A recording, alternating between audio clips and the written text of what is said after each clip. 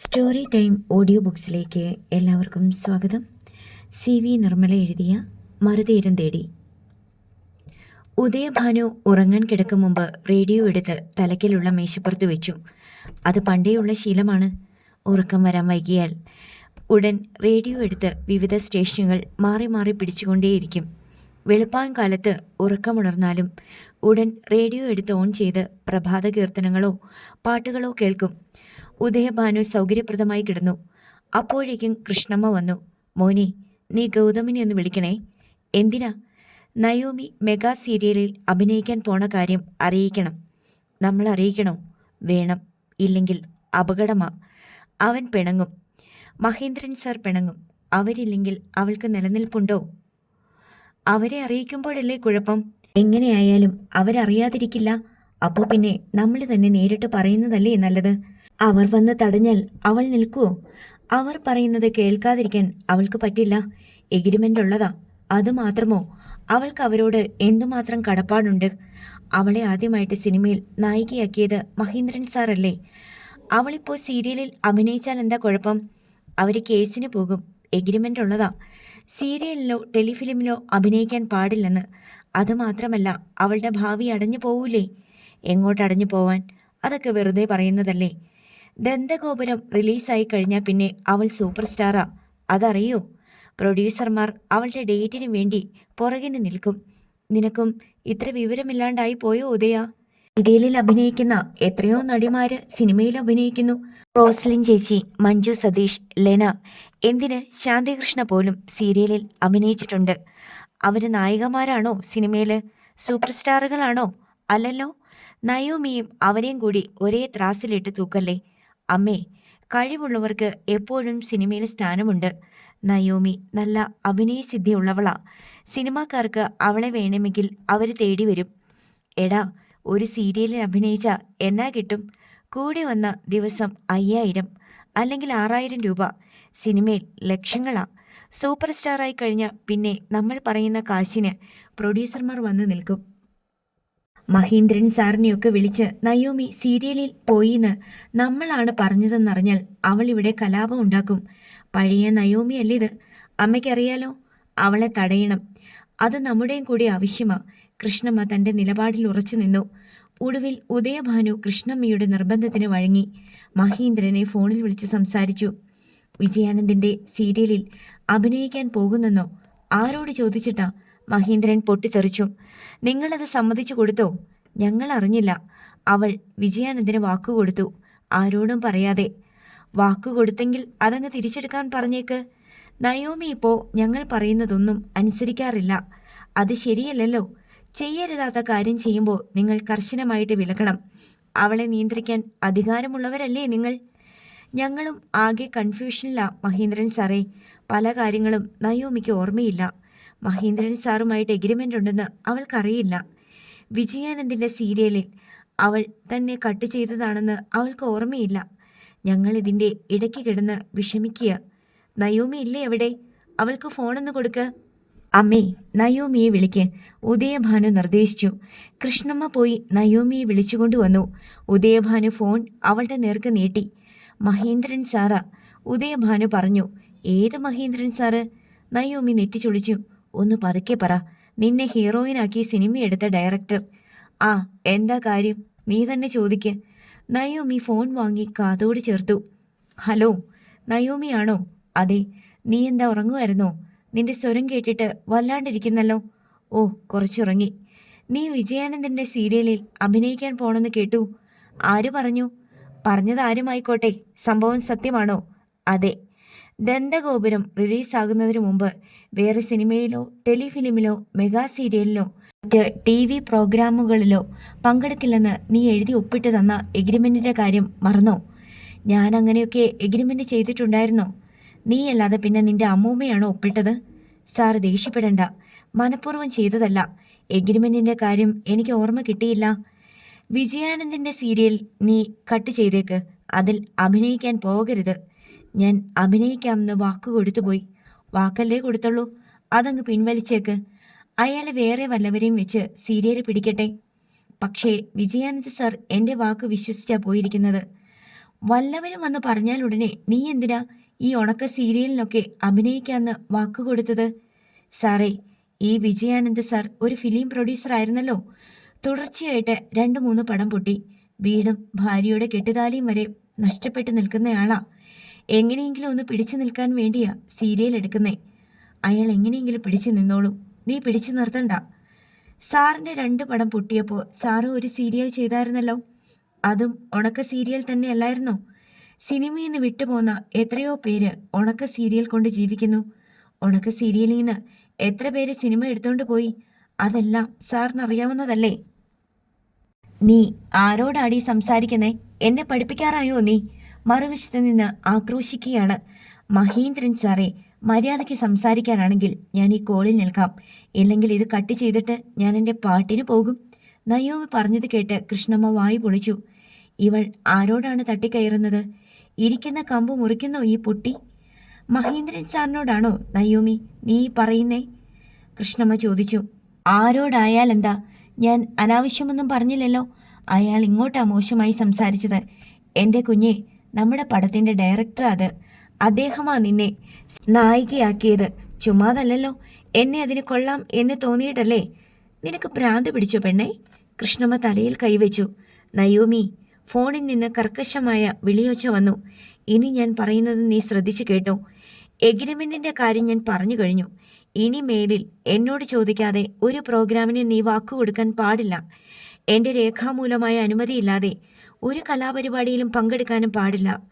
വിജയാനന്ദിൻ്റെ serial cancel ചെയ്തേക്ക്. വിജയാനന്ദ് സാറിൻ്റെ serial ഒഴിവാക്കാൻ പറ്റില്ല സർ. ഞാൻ കുറേ എപ്പിസോഡ് അഭിനയിച്ചതാ. ഏതാണ്ട് 20 ലക്ഷം രൂപയോളം അതിനു വേണ്ടി ചെലവായത്രേ. അത് മുഴുവൻ നഷ്ടപ്പെട്ടു പോകും. മാത്രമല്ല, ഞാൻ അഭിനയിക്കുന്നില്ലെങ്കിൽ ചാനലുകാർക്ക് ആ സീരിയൽ വേണ്ട. ഞാനുണ്ടല്ലോ എന്ന് വിചാരിച്ച അതിന് അപ്രൂവൽ കൊടുത്തിരിക്കുന്നേ. നീ ആരാണെന്നാ നിന്റെ വിചാരം? ഞാൻ ആരുമായിക്കോട്ടെ, ആകെ പൊട്ടിപ്പൊളിഞ്ഞ് കടത്തിൽ മുങ്ങി നിൽക്കുന്ന ഒരു പ്രൊഡ്യൂസർ ഞാൻ കാരണം രക്ഷപ്പെടുന്നെങ്കിൽ രക്ഷപ്പെട്ടോട്ടെ. ആരെയും ദ്രോഹിക്കാൻ വേണ്ടിയല്ല, സഹായിക്കാൻ വേണ്ടിയാ. ആ മനുഷ്യനും ഒരു വീടും കുടുംബവും മക്കളും ഒക്കെ ഉണ്ടാവുമല്ലോ. അവർക്കും ജീവിക്കണ്ടേ? ഞാൻ അഭിനയിച്ചില്ലെങ്കിൽ ആത്മഹത്യയല്ലാതെ അയാൾക്ക് മുന്നിൽ വേറെ വഴിയൊന്നുമില്ല. നയോമി, നീ തീക്കള്ളി കൊണ്ട് തല ചൊറിയുന്നേ. നീ അതിൽ അഭിനയിക്കാൻ പോയാൽ ഞാൻ കേസിന് പോകും. നിന്നെ എൻ്റെ പടത്തിൽ നിന്ന് ഞാൻ കട്ട് ചെയ്യും. എനിക്ക് കുറച്ച് ലക്ഷങ്ങൾ നഷ്ടപ്പെട്ടാലും വേണ്ടില്ല. എന്നാൽ പിന്നെ അങ്ങനെ ചെയ്തോ സാറേ. എനിക്ക് സിനിമയിൽ അഭിനയിക്കാൻ വലിയ താല്പര്യമില്ല. ഫോൺ വെച്ചോട്ടെ, എനിക്ക് കുറച്ച് ജോലിയുണ്ട്. നയോമി കോൾ കട്ട് ചെയ്തു. ഫോൺ ഉദയഭാനുവിനെ ഏൽപ്പിച്ചു. ഒരു മര്യാദയില്ലാത്ത മനുഷ്യൻ അല്ലേ അങ്കിളെ? നയോമി ഒരു കമൻറ്റും പാസ്സാക്കി. നശിപ്പിച്ചു, എല്ലാം നശിപ്പിച്ചു. കൃഷ്ണമ്മ തലയിൽ 2 കൈയും വെച്ച് വിലപിച്ചു. നീ ഇത്ര പൊട്ടിയാണോടി?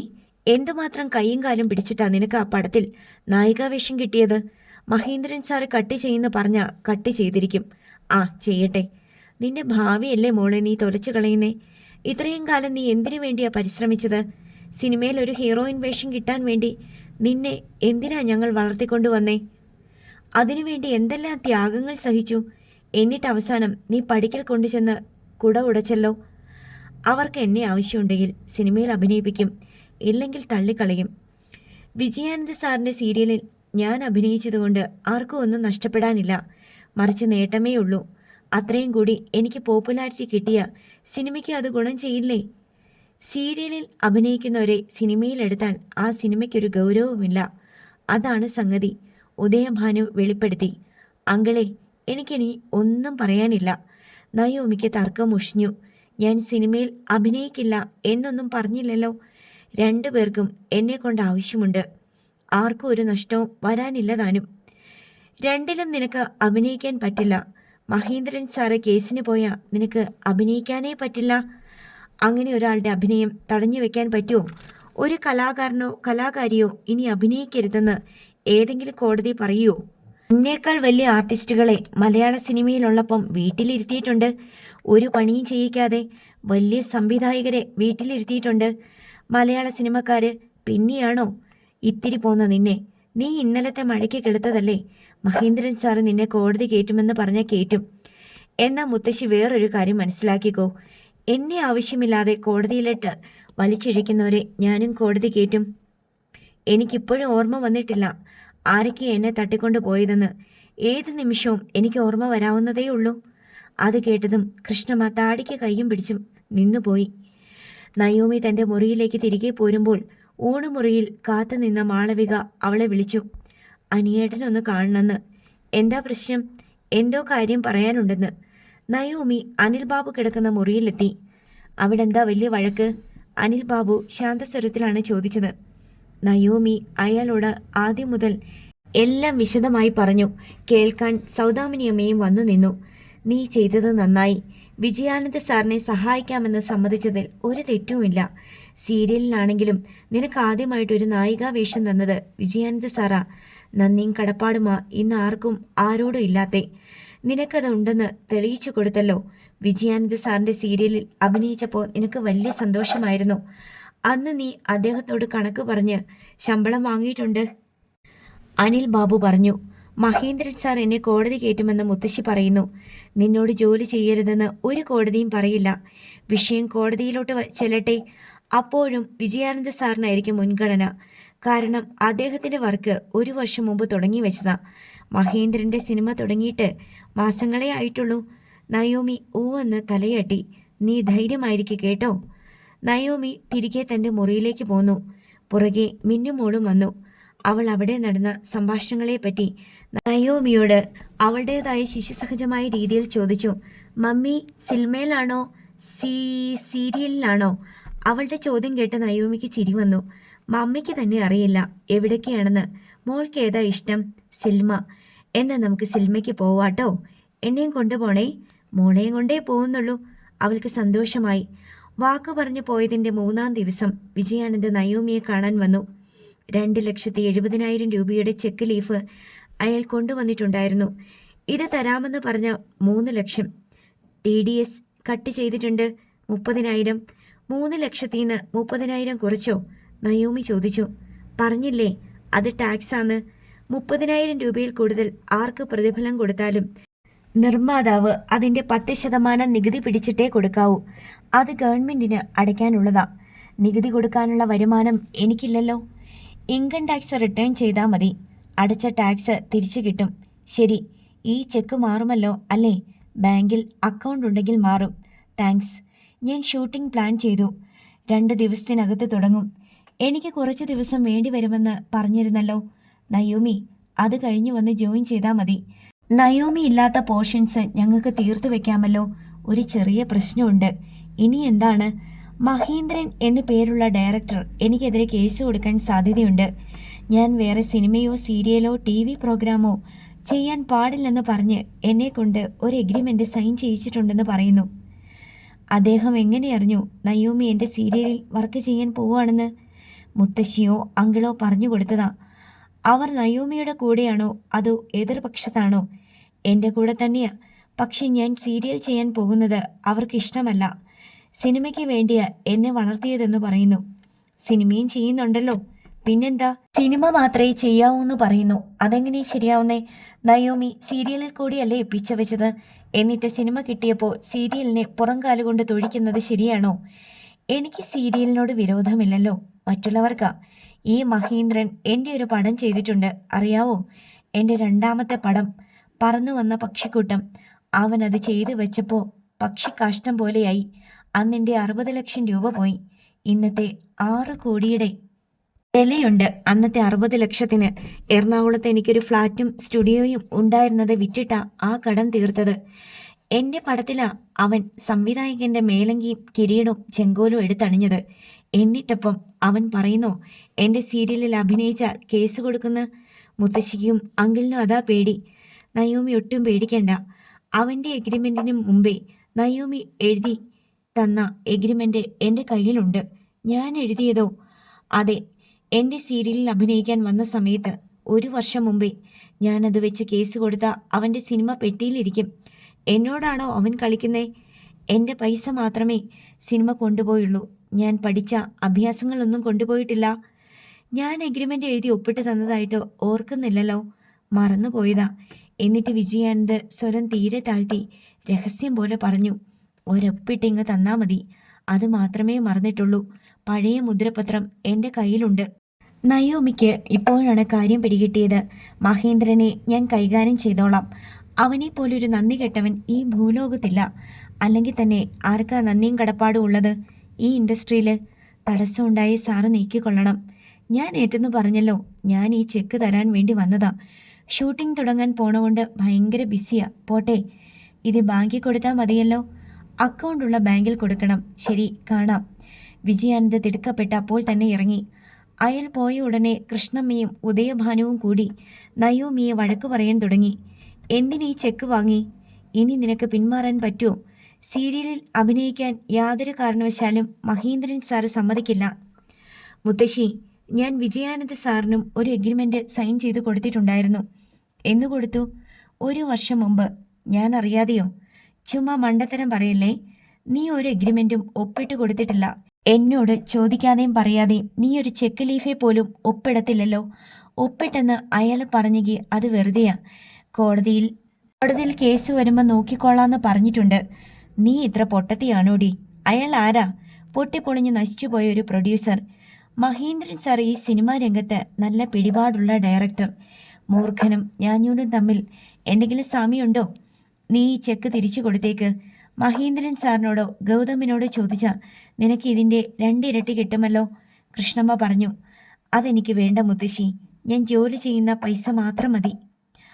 അങ്ങനെ നോക്കിയ നീ ഇട്ടിരിക്കുന്ന ഡ്രസ്സ്, നീ വാങ്ങിയ ഈ വീട്, നിന്റെ ആഭരണങ്ങൾ എല്ലാം നീ തന്നവർക്ക് തിരിച്ചു കൊടുക്കണമല്ലോ. തിരിച്ചു കൊടുക്കാം, നോക്കട്ടെ എനിക്ക് പറ്റുമെന്ന് നയോമി ആലോചനയോടെ പറഞ്ഞു. എനിക്ക് ഏത് ബാങ്കിലെ അക്കൗണ്ട് ഉള്ളത്? ഇതെവിടെ കൊടുക്കണം? അങ്കിൾ എൻ്റെ കൂടെ വരുമോ? ഉദയഭാനു കൃഷ്ണമ്മയെ നോക്കി. 2 വട്ടം ആലോചിച്ചിട്ട് മതി ആ ചെക്ക് മാറുന്നത്. കൃഷ്ണമ്മ പറഞ്ഞു. ഞാൻ 3 വട്ടം ആലോചിച്ചു കഴിഞ്ഞു. നയോമി മറുപടി പറഞ്ഞു. അങ്കിൾ വരുമോ ഇല്ലയോ? ഇല്ലെങ്കിൽ ഞാൻ മാളുവിനെ കൂട്ടിക്കൊണ്ട് പോയിക്കൊള്ളാം. ഉദയഭാനു കൂടെ ചെല്ലാമെന്ന് ഏറ്റു. നയോമി മുറിയിൽ ഡ്രസ്സ് മാറിക്കൊണ്ടിരിക്കുമ്പോൾ കൃഷ്ണമ്മ അകത്തേക്ക് വന്നു. നിനക്കിപ്പോൾ ഈ ചെക്ക് കൊടുക്കേണ്ട കാര്യം എന്താ? ആവശ്യത്തിന് പൈസ നിന്റെ അക്കൗണ്ടിൽ കാണുമല്ലോ. കഴിഞ്ഞ ദിവസം അലമാര തുറന്നപ്പോൾ പൈസ കിട്ടിയില്ലേ? അത് എത്രയുണ്ടായിരുന്നു? കുറേ ഉണ്ടായിരുന്നു, നയോമി അലക്ഷ്യമായി പറഞ്ഞു. എത്രയാണെന്ന് പറഞ്ഞൂടെ നിനക്ക്? അതുമാത്രമല്ലല്ലോ, സ്വർണം കുറേ ഇരിപ്പില്ലായിരുന്നോ? അതൊക്കെ ലോക്കറിലല്ലേ. എന്നാലും അത്യാവശ്യം വേണ്ടതൊക്കെ അലമാരയിൽ പൂട്ടി വെച്ചിരുന്നല്ലോ. അതൊന്നും നോക്കിയില്ല. ആവശ്യം വരുമ്പോൾ നോക്കിയാൽ മതിയല്ലോ. എല്ലാം നോക്കിയെടുത്ത് വെക്കണ്ടേ? എന്തൊക്കെയുണ്ട്, എത്രയുണ്ട് എന്നൊക്കെ ഒരു കണക്ക് വേണ്ടേ? ഇല്ലെങ്കിൽ ആരെങ്കിലും അടിച്ചു മാറ്റിയാലോ? നമ്മൾ എങ്ങനെ അറിയും? ഇവിടെ ആരാ അടിച്ചു മാറ്റാൻ? ഒരൊറ്റ എണ്ണത്തിനെയും വിശ്വസിക്കണ്ട. എനിക്ക് അത്രയേ പറയാനുള്ളൂ. നീ ആ ജഗന് പഠിക്കാൻ വേണ്ടി പൈസ കൊടുത്തത് അലമാരയിൽ നിന്ന് എടുത്തിട്ടല്ലേ? എനിക്കത് ഒട്ടും ഇഷ്ടപ്പെട്ടില്ല. ഉദയനും ഇഷ്ടപ്പെട്ടില്ല. അവൻ പഠിക്കട്ടെ മുത്തശ്ശി. എനിക്കെന്നും ഈ കുടുംബം നോക്കാൻ പറ്റുമോ? അവൻ പഠിച്ച് ജോലിയൊക്കെ നേടി കുടുംബം നടത്തട്ടെ. പിന്നെ അവൻ നടത്തും. നമുക്ക് കാണാം. അവൻ പഠിപ്പ് കഴിഞ്ഞ് ജോലി കിട്ടുമ്പോൾ ഏതെങ്കിലും പെണ്ണിനെയും വളച്ചെടുത്ത് രജിസ്റ്റർ മാരേജ് നടത്തി സ്വന്തമായിട്ട് ജീവിതം തുടങ്ങും. അത്രയും മതി. അവൻ്റെ കാര്യമെങ്കിലും അവൻ നോക്കിക്കോളുമല്ലോ. നിന്റെ ബുദ്ധിക്ക് എന്ത് സംഭവിച്ചെന്ന ഒരു പിടിയും കിട്ടാതെ. എന്തായാലും ഞാൻ ആരെയും ദ്രോഹിക്കുന്നില്ലല്ലോ. നിന്നെ തന്നെയാ നീ ദ്രോഹിക്കുന്നേ. പിന്നെ വലിയ പ്രതീക്ഷയോടെ നിന്നെ ഇത്രയിടം വരെ എത്തിച്ച ഞങ്ങളെയും. ഞാൻ പോകാൻ റെഡി. അങ്കിൾ റെഡിയായോ? നയോമി ചോദിച്ചു. നയോമി സൗദാമിനിയമ്മയുടെ ബാങ്കിൽ പോവുകയാണെന്ന് പറഞ്ഞിറങ്ങി. ഉദയഭാനു കാറിൻ്റെ കീ കൊടുത്തിട്ട് പറഞ്ഞു. നീ ഡ്രൈവ് ചെയ്തോ? എനിക്ക് ഡ്രൈവിംഗ് അറിയായിരുന്നോ അങ്കിളെ? നയോമി വിസ്മയത്തോടെ ചോദിച്ചു. പിന്നെ നിന്നെ അനിലല്ലേ കാറോടിക്കാൻ പഠിപ്പിച്ചത്? ഞാൻ ശരിക്കും പഠിച്ചായിരുന്നോ? അതുപോലെ നിനക്ക് ഓർമ്മയില്ലേ? ഡ്രൈവ് ചെയ്യാനൊക്കെ പറ്റും. പക്ഷേ ബ്രേക്ക് ചവിട്ടേണ്ടി വരുമ്പോൾ ഞാൻ ആക്സിലറേറ്റർ ചവിട്ടിയാലോ? ഓർമ്മ ശരിക്കും തിരിച്ചു കിട്ടാത്തത് കൊണ്ട് എന്താ ചെയ്യേണ്ടതെന്ന് അറിയാതെ. സാരമില്ലല്ലോ, നോക്കാം. വേണ്ട. ഉദയഭാനു പെട്ടെന്ന് താക്കോൽ പിടിച്ചു വാങ്ങി. എനിക്ക് ജീവനിൽ കൊതിയുണ്ട്. ഉദയഭാനു കാർ ഡ്രൈവ് ചെയ്തു. ബാങ്കിലെത്തി. പേയിൻ സ്ലിപ്പ് ഒപ്പിടാൻ നേരത്ത് നയോമി പേന കയ്യിൽ പിടിച്ച് പകച്ചു നിന്നു. എന്ത് പറ്റി മോളെ? ഉദയഭാനു ചോദിച്ചു. എൻ്റെ ഒപ്പ് എങ്ങനെയാണെന്ന് ഞാൻ മറന്നുപോയി. ഒപ്പ് മറന്നെന്നോ? ഏയ് അല്ലെങ്കിൽ എനിക്ക് ഓർമ്മ വരുന്നില്ല. എന്നാ പിന്നെ വീട്ടിൽ നോക്കിയിട്ട് വരണ്ടേ? അവിടെ നിന്റെ ഒപ്പിട്ട ആധാരം ഇരിപ്പുണ്ടല്ലോ. ഞാനതങ്ങ് മറന്നു. സാരമില്ല, അങ്കിൾ ഒപ്പിട്ടാലും മതി. ചെക്കല്ലല്ലോ, പെയിൻ സ്ലിപ്പല്ലേ. ഉദയഭാനു ഒപ്പിട്ട് കൊടുത്തു. ചെക്ക് ലീഫ് ബാങ്കിലെ കളക്ഷൻ ബോക്സിലിട്ട ശേഷം അവർ തിരിച്ചു പോകാൻ ഒരുങ്ങി. അപ്പോൾ ബാങ്ക് മാനേജർക്ക് നയോമിയുമായി സംസാരിക്കണം, മറ്റ് സ്റ്റാഫിനും കാണണം. നയോമിയെ തട്ടിക്കൊണ്ടു പോയ ശേഷം അവർ ആദ്യമായി കാണുകയാണ്.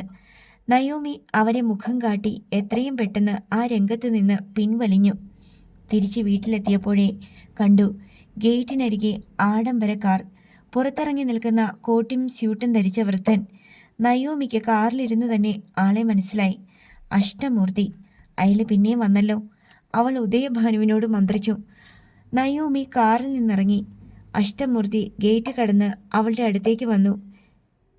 എന്നെ മനസ്സിലായല്ലോ അല്ലേ? ആളെ മനസ്സിലായി, പക്ഷെ ഉള്ളിലിരിപ്പ് എന്താണെന്ന് മനസ്സിലായില്ല. നയോമി പ്രകടമായി നീരസത്തോടെ പറഞ്ഞു. ഞാൻ വന്നിരിക്കുന്നത് ചില തെളിവുകളുമായിട്ടാണ്. എന്ത് തെളിവ്? നയോമി നെറ്റിച്ചുളിച്ചു. ജയിലിൽ വെച്ച് മരിച്ച മഹാദേവൻ നമ്പ്യാരുടെ മകളാണ് നീ എന്നുള്ളതിൻ്റെ തെളിവുകൾ. എൻ്റെ അച്ഛൻ ശിവരാജ് ആണെന്നുള്ളതിൻ്റെ തെളിവുകൾ ഞാനും കാണിക്കാം. ലോക്കൽ ഗാർഡിയൻ്റെ സ്ഥാനത്ത് ശിവരാജ് എന്നെഴുതിയതുകൊണ്ട് മാത്രം അയാൾ നിന്റെ അച്ഛനാവില്ല. എനിക്കിനി മരിച്ചുപോയ മഹാദേവൻ നമ്പ്യാർ എന്നൊരച്ഛനെ വേണ്ടെന്ന് ഞാൻ അപ്പോഴേ പറഞ്ഞല്ലോ. പക്ഷേ ഞങ്ങൾക്ക് അദ്ദേഹത്തിൻ്റെ മകളെ കൊണ്ട് ആവശ്യമുണ്ട്, അഷ്ടമൂർത്തി ഉറപ്പിച്ചു പറഞ്ഞു. അഷ്ടമൂർത്തി ലിവിംഗ് റൂമിലൂടെ ചുറ്റിത്തിരിയുന്നത് കണ്ട് നയോമി അമർഷത്തോടെ അങ്ങോട്ട് ചെന്നു. ഇരിക്കാൻ പറഞ്ഞിട്ടല്ലേ ഞാൻ അകത്തേക്ക് പോയത്? എന്താ ഇരിക്കാത്തത്? ഇരിക്കാത്തത് ഒരു കുറ്റമാണോ? അഷ്ടമൂർത്തി ചോദിച്ചു. ഞാനിപ്പോൾ പുറമേ പോയി കുറേ അലഞ്ഞിട്ട് വരികയാ. എനിക്കൊന്ന് റെസ്റ്റ് ചെയ്യണം. ആവശ്യത്തിന് റെസ്റ്റ് എടുത്തോളൂ, ഞാനിവിടെ വെയിറ്റ് ചെയ്യാം. ഒന്നോ രണ്ടോ വാക്കിൽ പറഞ്ഞു തീർക്കാനുള്ളതാണെങ്കിൽ അത് പറഞ്ഞിട്ട് പോയാൽ പോരെ? അങ്ങനെ ഒന്നോ രണ്ടോ വാക്കിൽ പറയാനുള്ളതല്ല. എങ്കിൽ വേറൊരു ദിവസം നമുക്ക് സംസാരിക്കാം. അത് പറ്റില്ല. ഞാൻ ചെന്നൈയിൽ നിന്ന് കാറിൽ യാത്ര ചെയ്ത് വന്നതാ. എനിക്ക് ക്ഷീണമുണ്ട്, പല വിധത്തിലുള്ള ഫ്രസ്ട്രേഷൻസ് ഉണ്ട്. അതെല്ലാം അവഗണിച്ചിട്ടാ ഞാൻ സംസാരിക്കാൻ വന്നിരിക്കുന്നേ. എനിക്ക് നാളെ വെളുപ്പിന് ചെന്നൈക്ക് തിരിച്ചു പോവുകയും വേണം. ഇവിടെ ഒന്നാമതൊരു പ്രൈവസി ഇല്ല. മറ്റുള്ളവർക്ക് കേൾക്കാൻ കൊള്ളാവുന്ന വിഷയമല്ലല്ലോ നമ്മൾ സംസാരിക്കാൻ പോണേ. നാണക്കേടിൻ്റെ വിഷയമല്ലേ? നയോമി വാദിച്ചു. നയോമിയുടെ അച്ഛനെപ്പറ്റി വെളിപ്പെടുത്തുന്നതാണോ നാണക്കേട്? എനിക്ക് അറിഞ്ഞൂടാ. എനിക്കിതൊക്കെ കണ്ടിട്ട് ദേഷ്യ വരുന്നേ. എനിക്ക് വേണ്ടാത്തൊരാളെ എന്നെ കെട്ടിയേൽപ്പിക്കാനല്ലേ ശ്രമം? എന്നിട്ടെൻ്റെ അച്ഛനാത്രേ. ഇതൊക്കെ ആരോടെങ്കിലും പറയാൻ കൊള്ളാമോ? നയോമി ദേഷ്യപ്പെട്ടു. അഷ്ടമൂർത്തി തൻ്റെ കയ്യിലിരുന്ന ഫയൽ തുറന്നു. അതിൽ നിന്നൊരു ഫോട്ടോ എടുത്ത് കാണിച്ചിട്ട് പറഞ്ഞു, ഇത് നയോമിയുടെ അച്ഛൻ. അമ്മയുടെ ഫോട്ടോഗ്രാഫ് കാണിച്ചു തരാം. ഇവിടെ ഇരുന്ന് സംസാരിക്കണ്ട, എൻ്റെ റൂമിലിരിക്കാം. നയോമി അങ്ങിങ്ങ് നോക്കിയിട്ട് ശബ്ദം താഴ്ത്തി പറഞ്ഞു. നയോമി ആരെയാ ഭയപ്പെടുന്നേ? എനിക്ക് എല്ലാവരെയും പേടിയാ.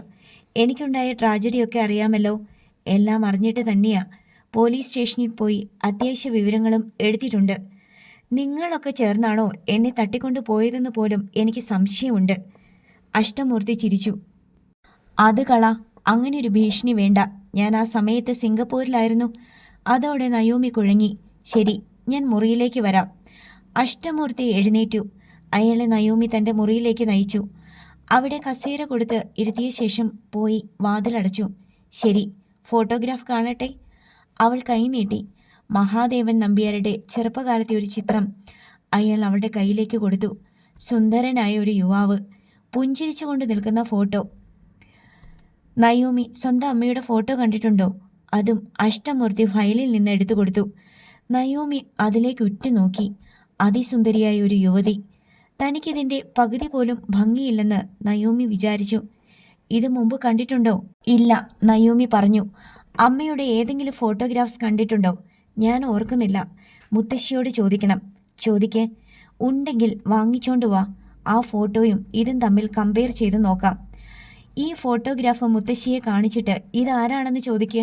ഇപ്പം തന്നെ ചോദിക്കണോ? എന്തിനാണ് പിന്നത്തേക്ക് മാറ്റി വെക്കുന്നത്? ഇതെല്ലാം തെളിയിച്ചു തരാൻ വേണ്ടിയാ ഞാനിവിടെ വന്നിരിക്കുന്നേ. ആ ജോലി കഴിഞ്ഞാൽ എനിക്ക് അടുത്ത നടപടിയിലേക്ക് കടക്കാം. ശരി, ഞാനിപ്പോൾ വരാം. നയോമി ഫോട്ടോഗ്രാഫുമായി മുറി വിട്ടുപോയി. അവൾ കൃഷ്ണമ്മയെ സമീപിച്ച് ചോദിച്ചു, മുത്തശ്ശി, എൻ്റെ അമ്മയുടെ ഫോട്ടോ ഒന്ന് കാണിക്കുമോ? എന്തിനാ ഇപ്പോൾ ഫോട്ടോ? എനിക്കൊന്ന് കാണണം. ദേവികയുടെ ഫോട്ടോയൊന്നും നമ്മുടെ കയ്യിലില്ലെന്ന് നിനക്ക് അറിഞ്ഞുകൂടെ? എന്തു പറ്റി? അതല്ല എവിടെ പോയി? അപ്പോൾ അതും മറന്നോ? മൂന്നാറിൽ നമുക്കുണ്ടായിരുന്ന വീട് തീ പിടിച്ചു പോയത്. നമ്മുടെ സകലതും അതോടെ നശിച്ചു പോയില്ലേ?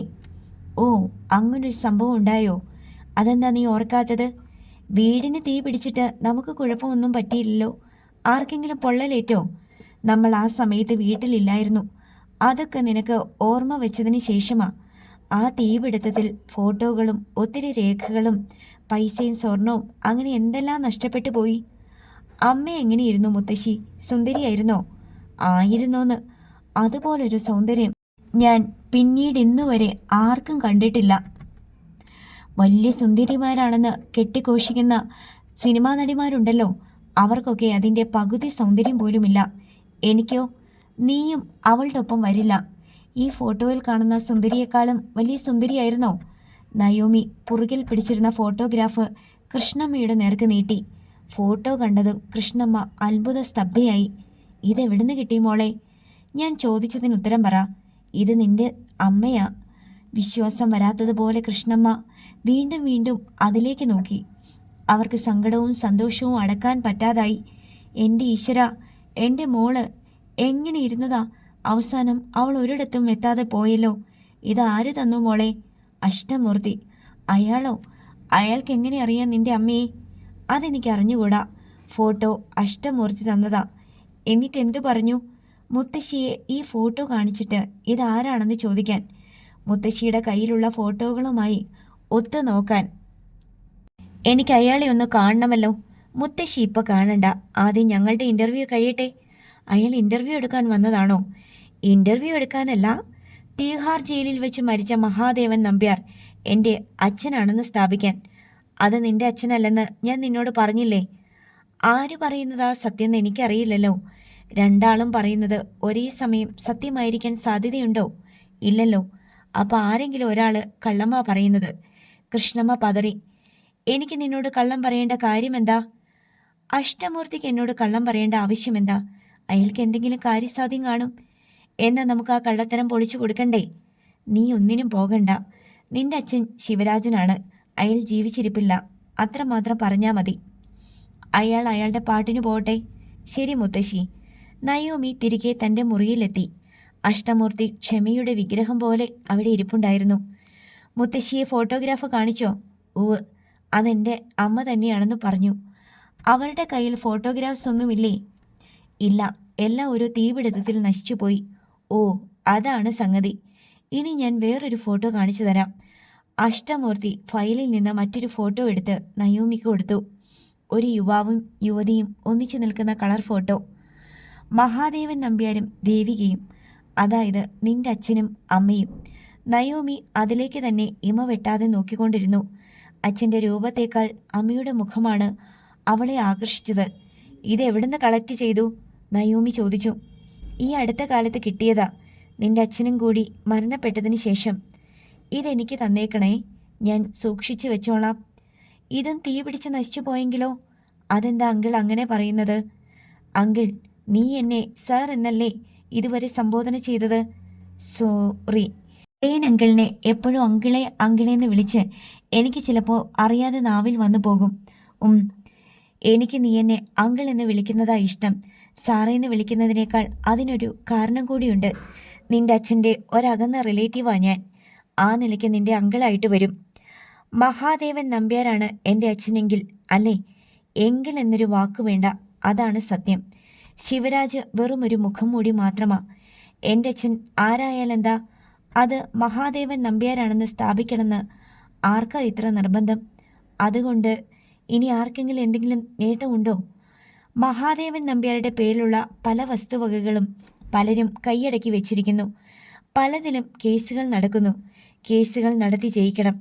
നഷ്ടപ്പെട്ടു പോയതൊക്കെ തിരിച്ചു പിടിക്കണം. അച്ഛൻ്റെ മരണത്തിന് ഉത്തരവാദികളായവരെ കണ്ടെത്തി അവർക്ക് തക്കതായ ശിക്ഷ കൊടുക്കണം. അച്ഛൻ്റെ മരണം ആസൂത്രിതമായ കൊലപാതകമായിരുന്നു എന്ന് തെളിയിക്കണം. അങ്ങനെ ഒരുപാട് കാര്യങ്ങൾ ചെയ്യാനുണ്ട്. വസ്തുവകകൾ മാത്രമായിരിക്കില്ലല്ലോ മഹാദേവൻ നമ്പ്യാരുടെ സമ്പാദ്യം. കടബാധ്യതകളും ധാരാളം കാണുമല്ലോ. സ്വത്തിൻ്റെയും കേസിൻ്റെയും ഉത്തരവാദിത്തം ഏൽക്കുന്നവർക്ക് കടങ്ങൾ വീട്ടാനുള്ള ബാധ്യതയും ഏറ്റെടുക്കേണ്ടി വരുമല്ലോ. Exactly, you are right. Ashtamoorthy അവളെ അഭിനന്ദിച്ചു. പക്ഷേ എൻ്റെ ആദ്യത്തെ ലക്ഷ്യം നീ മഹാദേവൻ നമ്പ്യാരുടെ മകളാണെന്നുള്ളത് നിന്നെ ബോധ്യപ്പെടുത്തുക എന്നതാണ്. അതെനിക്ക് ഈ ജന്മത്തിൽ ബോധ്യപ്പെടുമെന്ന് തോന്നുന്നില്ല. അഷ്ടമൂർത്തി ഫയലിൽ നിന്ന് മറ്റൊരു ഫോട്ടോ കൂടി എടുത്തു. അത് നയോമിയുടെ നേർക്ക് നീട്ടി. മഹാദേവൻ നമ്പ്യാരും ദേവികയും ഓരോ കൈക്കുഞ്ഞുങ്ങളെ നെഞ്ചോട് ചേർത്ത് പിടിച്ചു നിൽക്കുന്ന ചിത്രം. ഇതേതാ ഈ 2 കുഞ്ഞുങ്ങൾ? നയോമി ഉദ്യോഗത്തോടെ തിരക്കി. മഹാദേവൻ നമ്പ്യാരുടെ കയ്യിലിരിക്കുന്ന കുഞ്ഞ് നീയാണ്. നിന്റെ അമ്മയുടെ കയ്യിലിരിക്കുന്നത് നിന്റെ സഹോദരി. സഹോദരിയോ? എനിക്കൊരു ചേച്ചി ഉണ്ടായിരുന്നോ? ചേച്ചി ആരാണ്, അനുജത്തി ആരാണ് എന്ന് നിശ്ചയം പോരാ. 2 പേരും തമ്മിൽ 2 മിനിറ്റിൻ്റെ പ്രായവ്യത്യാസമേ ഉള്ളൂ. അഷ്ടമൂർത്തി ഒരു കടങ്കഥ പോലെ പറഞ്ഞു. നയോമി അത്ഭുതത്തോടെ അയാളെ തുറച്ചു നോക്കി. അടുത്ത ഭാഗം നാളെ.